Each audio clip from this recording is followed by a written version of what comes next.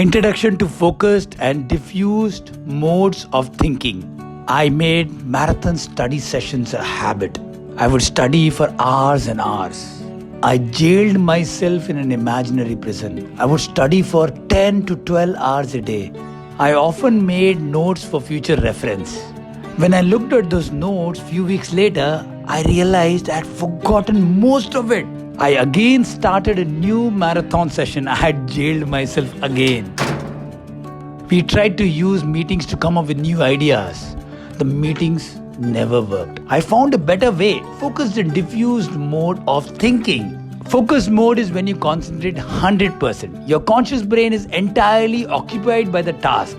For example, studying, programming, problem solving, learning and memorizing. These are focused mode activities. Some people believe that all thinking and learning happens only in focus mode. But with latest learning, we know that this is not true. Yes, there is another mode of thinking, diffused mode. Diffused mode is when you are doing something else and vaguely thinking about what you are trying to study or solve.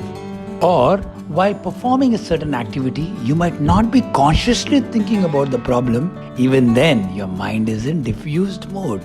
Your mind cannot be in both focused mode or diffused mode at the same time. Examples of diffused mode: cooking, enjoying a scenery, listening to music, any physical activity, and most important of all, sleeping.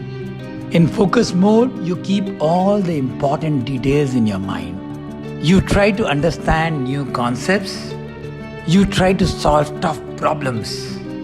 In diffuse mode, your mind combines existing ideas in new ways. That leads to more solidified understanding and more insights. For solid learning, it is important to switch between focused and diffused modes. After learning this, I divided my study session into smaller sessions. The sessions were more regular. I scheduled small revision sessions on alternate days as to learn better. Revising after some intervals improves retention. This is also called a spaced repetition. I took breaks to take advantage of the diffused mode.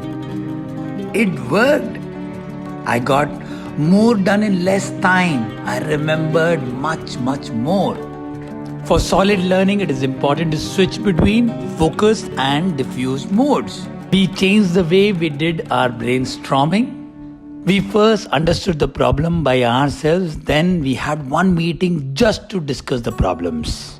We individually thought about the problem in diffused mode. And when one of us had an insight, we called a meeting to discuss this new idea. It worked. Think how you can apply this to your daily activities. Think how you can use this for your studies to get better marks and score and be number one in your academics. Hello everybody, my name is Dr. Sachin and I am a life coach. I use games, activities and exercises to teach young champions valuable life skills and study skills which help them become number one in studies and number one in life. Continue to watch our videos, share them, subscribe to our channel and please do comment. It'll help us, it'll inspire us to make more good content like this. Thank you so much for watching our channel. Also do visit our website. Thank you so much.